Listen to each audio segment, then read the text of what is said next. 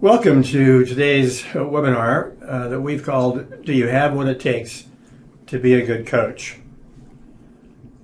It would be nice if we had a technology that would allow us to have two-way visual connection with each other, because I'd like to begin by asking, how many of you think you have good common sense? And raise your hand. Wouldn't it be nice if I could see that most people, nearly everyone, believes they have good common sense?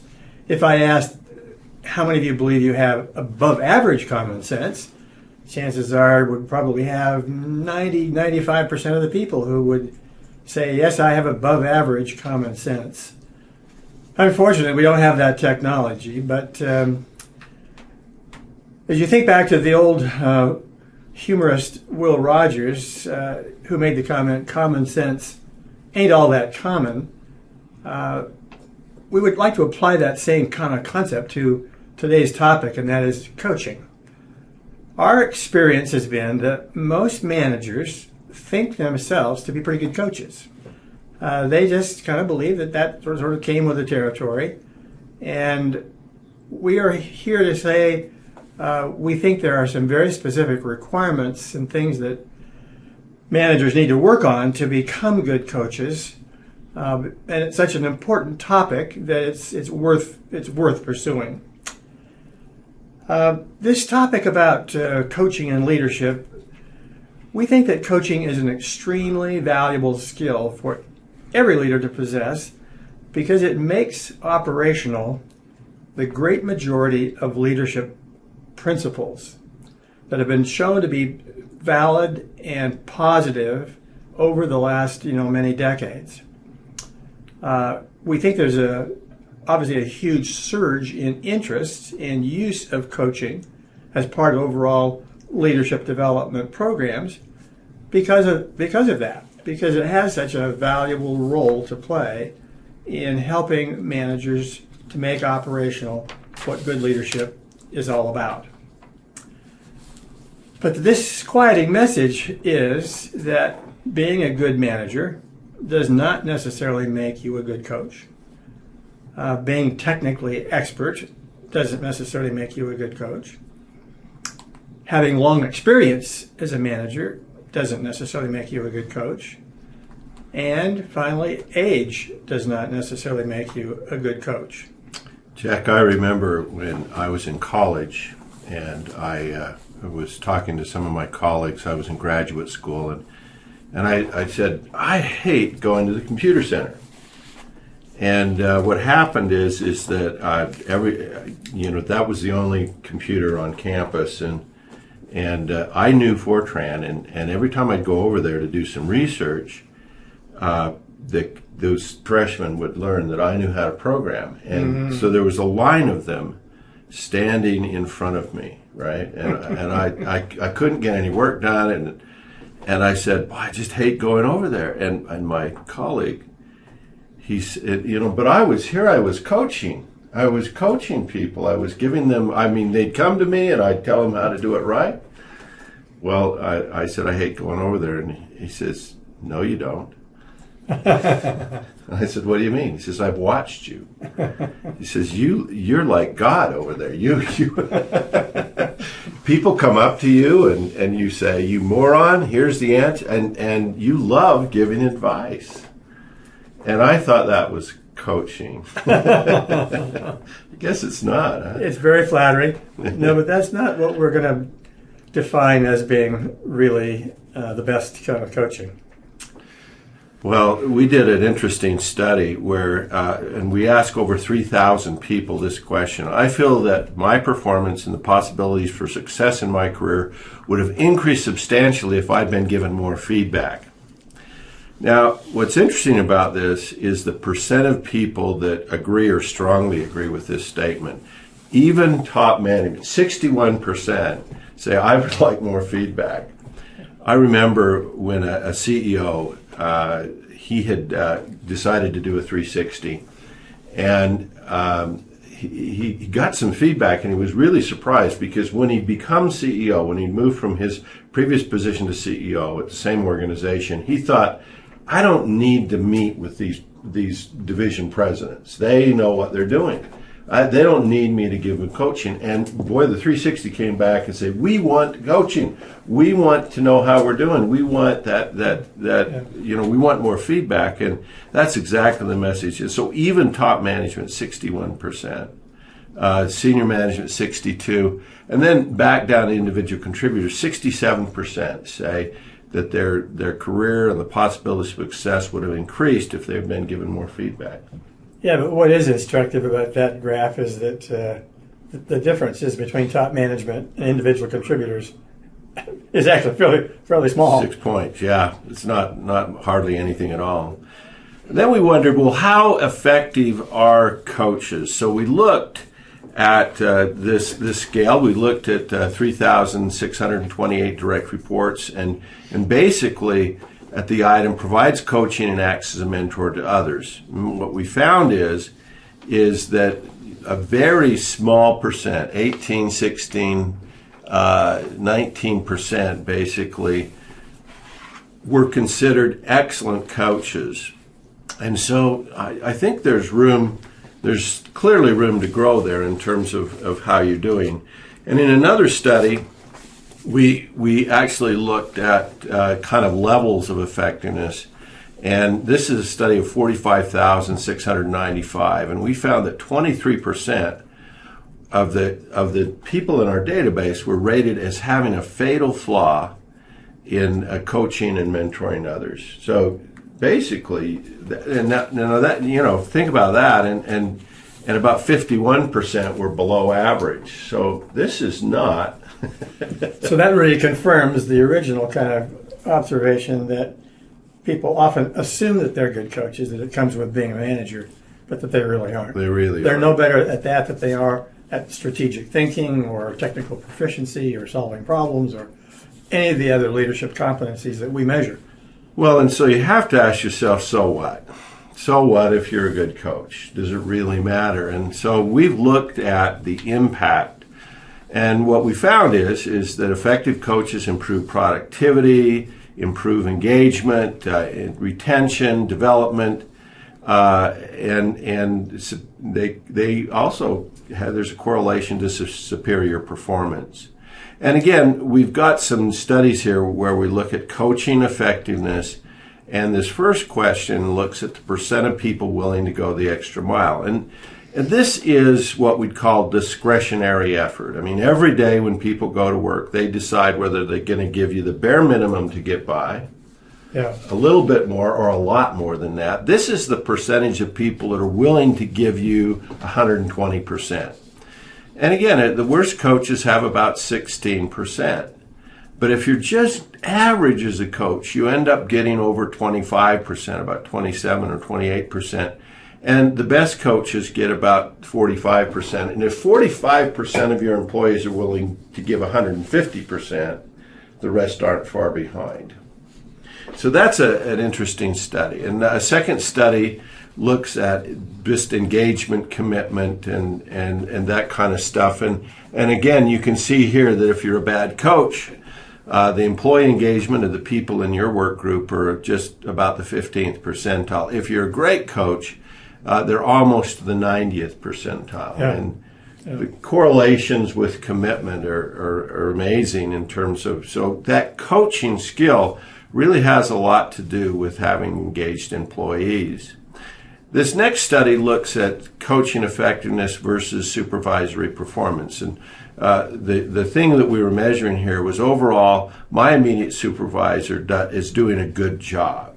And again, what we're looking at is people responding to this 5-point scale, and I receive the needed coaching and feedback about my performance. And you can see that strong correlation there. So the message to everybody on this webinar would be that if you want to be perceived as being a really good manager, take more time to be a good coach. Yeah. Because that changes how you're perceived as a supervisor. And what's fascinating about it is a lot of times, what's the big excuse we get about why I can't coach? Oh, it's always time. Yeah, I'm too busy. What are you busy doing? The work. Well, guess what? Your performance gets rated down. And if you think about it, you're busy doing the work. You're not coaching, you're not mentoring, you're not helping others to do the work. This next study looks at coaching, the amount of coaching received, and opportunities to grow. And again, we rate coaching effectiveness and then the extent to which I'm given a real opportunity to improve my skills. And you can see that those who are really good coaches, people feel much better about their ability to improve their skills. And again, that's one of the key variables. And it changes a job. I mean, a job, you get a paycheck. Well, when you get development and a paycheck, that's a career, and that's much better. And then this last study looks at the percent of people that think about quitting. Again, worst coaches, those that don't coach at all or coach very ineffectively, over 50% of the people think about quitting. And in the best coaches, it's about 16, 17% that think about quitting. So we can find correlations to all those things. And again, what we're saying here is that there is a significant impact on outcomes by coaching. Okay, so the topic of today's webinar was, do you have what it takes to be a good coach? And so we've tried to think a little bit about what's required to be a good coach. And we think there maybe are 5 very broad, important elements to that. The first one starts out, people need to have a genuine care and concern for other people. If you don't have a genuine care and concern, if you don't care about your subordinates, it's going to be hard to become a good coach. That is just a basic foundation. And I think we've all known people who really did display their caring and concern, and we've all known people who didn't. And we hope you all have this. We don't think we can do anything on today's webinar that will change this, but we would want to acknowledge that is an important kind of foundation for all that we're talking about in today's session. The second one we're going to describe as fundamental interaction attributes. These are fundamental ways that people kind of relate with each other. And you've had the opportunity to take a little self-assessment that measures these. And we believe that you can improve on these if you choose to improve on them. We'll talk about them a little bit more in the next few minutes. But we think that these fundamental interaction attributes are the key to being an effective coach. The third one is some basic skills. And these basic skills include things like being a good listener, being good at asking questions, and being good at providing feedback. And we would argue that, like all skills, these can be learned. And there are good courses and good programs that help people to basically acquire such skills. We think next, people really profit from having a good, clear, conceptual model about what makes a good coaching conversation. And we're going to make one available to you. And this conceptual model kind of gives you an overall track to run on as you have this coaching conversation with one of your colleagues. And then finally, we believe good coaching is all about staying engaged and following up. And this again gets back to, are you willing to invest the time? Are you willing to kind of make that, complete the circle and have an ongoing relationship with this person that you're coaching?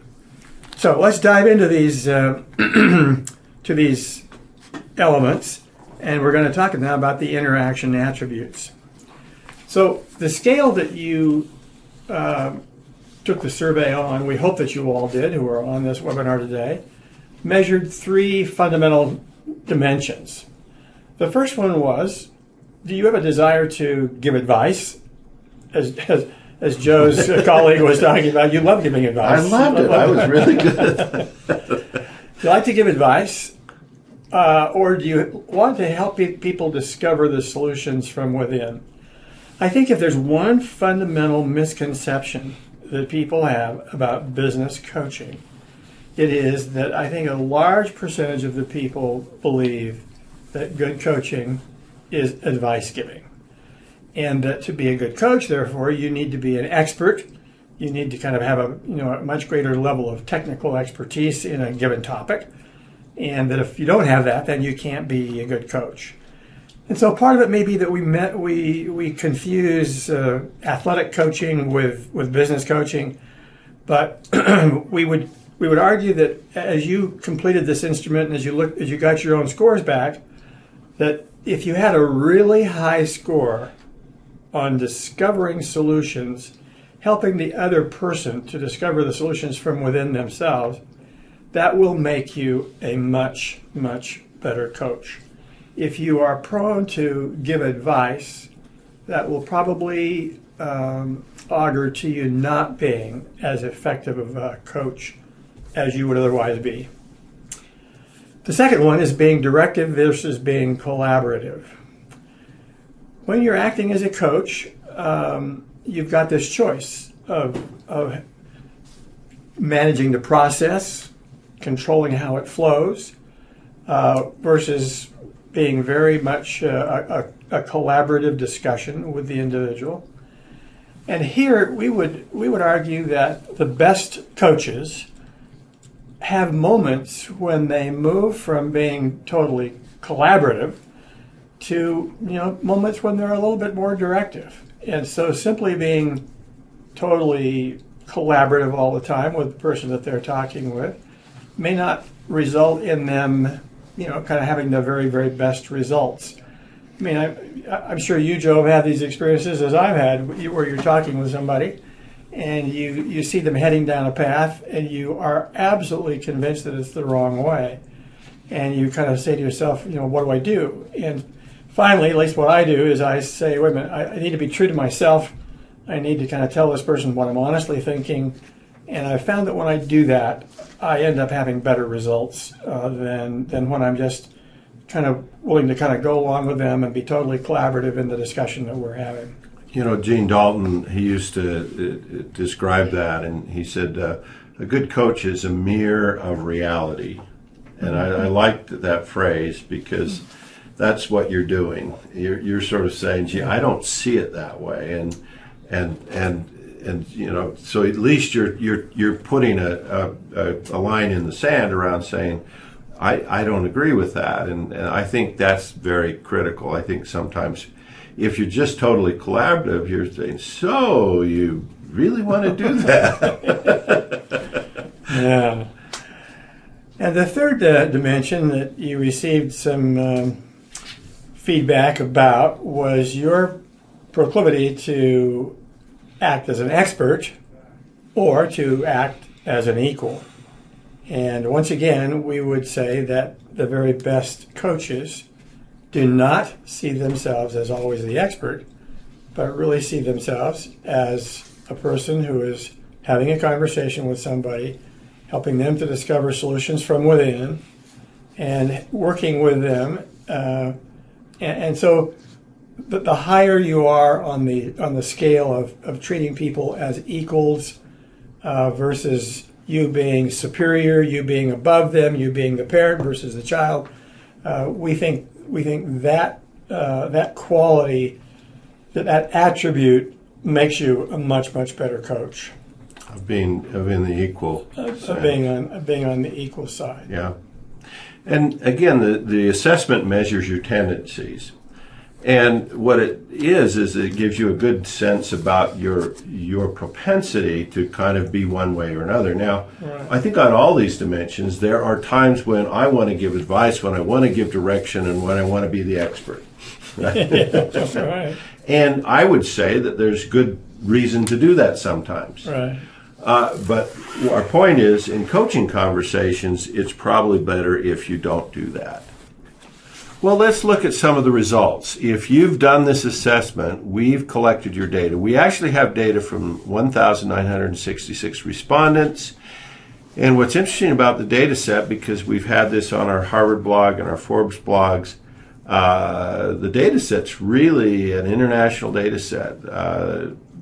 We've got data from all over the world, and only about 55% of it comes out of the U.S. So we've got lots of folks and different levels.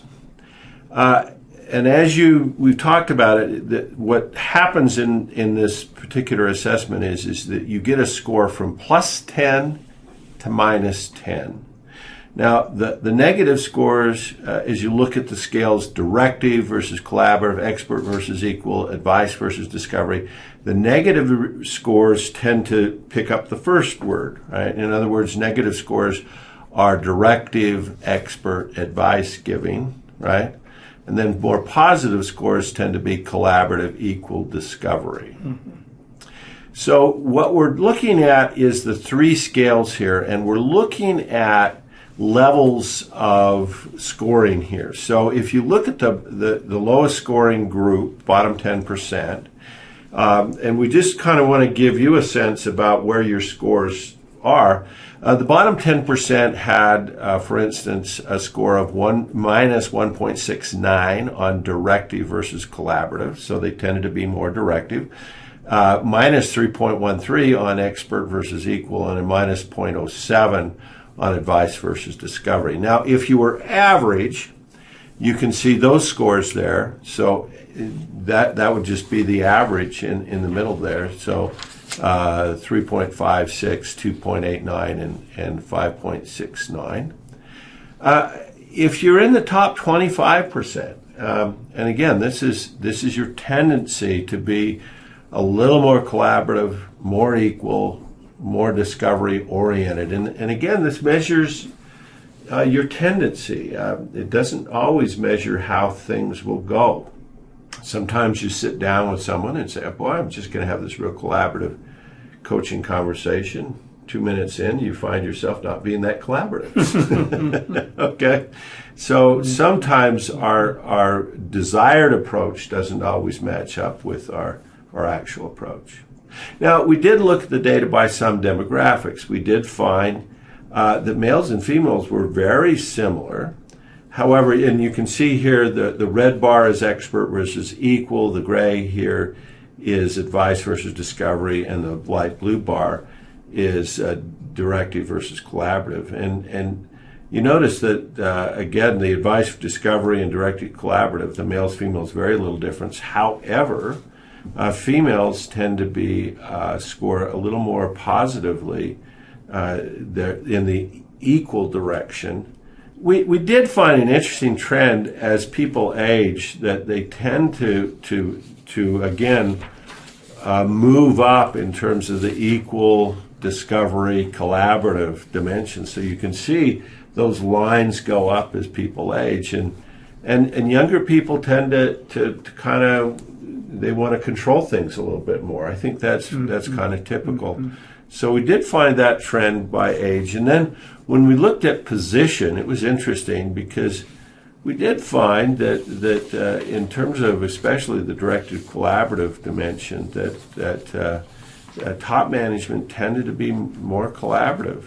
Now, you probably would think about your top management and say, really? Haven't seen that. And again, this might measure more of the, here's what I'd like to do. It doesn't always come off that way, but here's my desire to do that. And we are capturing some effectiveness data around this. But again, if you have the desire to do it, you're more likely to do it. Now we're going to move on and talk about what are those basic skills required to be a good coach. We mentioned earlier that we do believe that to be a good coach, you need to be good at several things, and one of them is being a good listener. It happens that my wife is a very good listener. She's a good listener, and she's very good at asking questions. And she learns a lot more about people than I do very often because she does those two things. She's just really good at asking some probing questions, and does it sort of very, kind of straightforwardly. And she knows more about them in 10 or 15 minutes than I ever would know about them. These are skills that can be learned, and there are good programs available that teach people the skills of being a good listener, asking good questions, how to ask for feedback from other people, and then finally, how do you give feedback to other people? We believe that probably the most difficult thing for most managers to do, the one that gets sort of just causes them the most anxiety, is giving feedback, particularly corrective or redirecting feedback, that's just really hard. But it can be learned. And so we believe that being a good coach requires people often just getting some formal training in how to do those four things. A colleague of ours, Kathleen Stinnett, wrote a book, and with me, this is Jack, and it's a skill building program. It gives a brief presentation of theory and business case for the importance of coaching, but it's a very powerful process by which you can learn those skills. There are other coaching workshops and programs available. Certainly, this isn't the only one out there. Jack, I always find it's fun to ask people if they know how to be a better listener, and they all do. But then when you say, well, so how would people rate you? They all go, not very good. And it really is that we know how to do this. It's just that we don't do it, and that's really, I think, why this program is so effective, is because it gives people the opportunity to practice and remember the power those skills can bring. The other thing this program provides is a conceptual model for how to conduct an effective coaching conversation. So it really helps if people have structure. I mean, there's this statement that's been made that sort of seems counterintuitive when you first hear it, and that is there's freedom in structure. But I am really absolutely convinced that having a track to follow provides the coach with greater freedom, because he or she now can be thinking about what's really being said, what's really happening. I'm not worried about what I'm going to do next. I know what I'm going to do next. And so they can really be present. They can really be in the moment with people. The fuel model that you see here laid out on the screen is one of, again, there's 2 or 3 other models that are out there. There's one that's been called the GROW model, and fuel talks about the way to begin a coaching conversation is to frame it, to kind of set the expectations. What do you expect out of each other? What are the ground rules for confidentiality? What are the things that need to be agreed upon in advance? Then a good chunk of the time is spent in understanding what the other person is thinking, feeling, where they are, how the world looks to them at the current moment in time. Then thirdly, it talks about then moving from understanding the current state to exploring what would the world be if it were perfect. What would the ideal state for you be like? And if you can spend some time and explore alternative views, alternative possibilities, that gives them a new way to think about their situation. And finally, then, between the coach and the coachee, you can lay out a success plan that will help in the implementation of one or more of those solutions. It's a very simple, very basic framework, but I promise you that kind of a framework can provide a lot of help to the person who aspires to be a good coach. People love it, and when you have a guideline like that to follow, it really makes a difference. What I can tell you is that as we've thought about the outcomes, over the last 50 years I've been involved in a variety of leadership development programs, and you can sort of, you would like to have them all be very predictable in terms of the results that they produce. But I have never been involved with any program that had more predictability in terms of what people would go away with. And there are 6 very fundamental kind of outcomes that they have. The first one is when you ask people, what did you learn? What are you taking away? They'll say, I talk way too much. I take too much of the airtime. I talk more than I should. That's a wonderful insight for people. It's sort of tough love. It's tough love. The second outcome is that they learn that they need to be better listeners. And that's, again, an important message. I've done some work with a CEO who, a lot of skill, a lot of capability, a lot of talent. He has a very hard time letting people kind of have their say. And learning to be a better listener really is a key to being a good coach. The third one is that they need to learn to ask not only more but better questions. Questions that are open-ended, questions that elicit a wide variety of answers.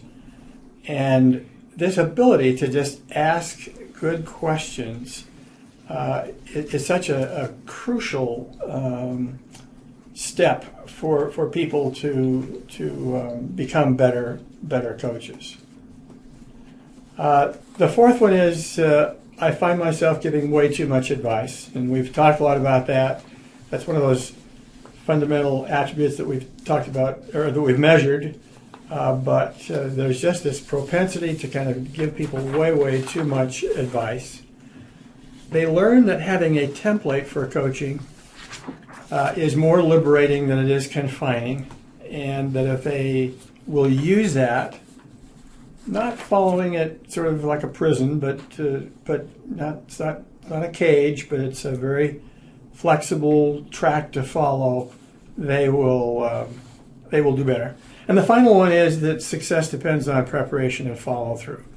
That it's all about being well prepared for the conversation, and then being willing to follow through and not just drop it once it's been done. Some people say, well, can people really change? Can people really make a difference around this? And one of the things we did as a study, 308 leaders in 5 different organizations, we looked at them in a pre-test assessment of their coaching effectiveness. They came in at the 43rd percentile. After about 2 years practice, going through the course, working on these kinds of things, they were able to move from the 43rd percentile, and this is a large group, so the differences here, to the 65th percentile. So in the initial data, the group was below average, and in the post data, they're 15 percentile points above average, which for a group of 308 people, that is huge. 22% gain is gigantic. It is gigantic. Okay, so one of the encouraging things that's been sort of written about extensively of late is this whole notion that the brain is very malleable. It's very capable of changing. For a long time, certainly when I was a psychology student many years ago, you had this belief that people were pretty much fixed, that you were degenerating basically after the age of 30, and now we have a much more optimistic view of what the human brain is capable of doing. And so we just know that these preferences and attitudes are susceptible to change. They're remarkably plastic, and so people can be very encouraged by their ability to make the kind of changes that we've been talking about. That's great news for me, Jack. Yeah, it's great news for all of us.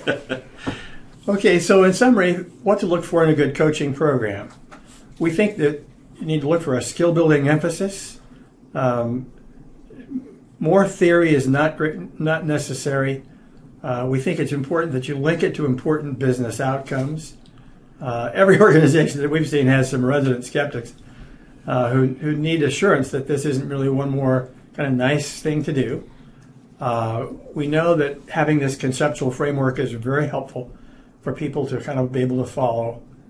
And that if you use learning methods that really involve people in practice and rehearsal, gets them to actually apply it to real situations, gives them a chance to interact with their colleagues on real things that are major issues in their back home world, you can help them to acquire these skills.